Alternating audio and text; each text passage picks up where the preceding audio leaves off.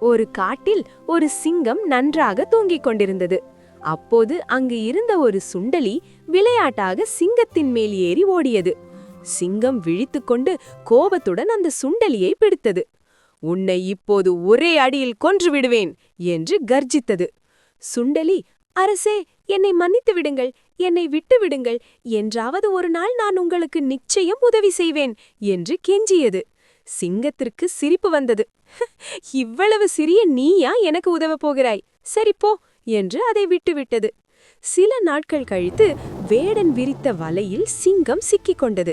சிங்கத்தால் தப்பிக்க முடியவில்லை. அது சத்தமாக கர்ஜித்தது. அந்த சத்தத்தை கேட்ட சுண்டெலி ஓடி வந்தது.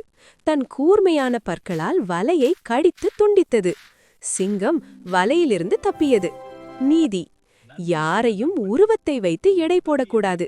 சிறியவர்களும் பெரியவர்களுக்கு உதவ முடியும்.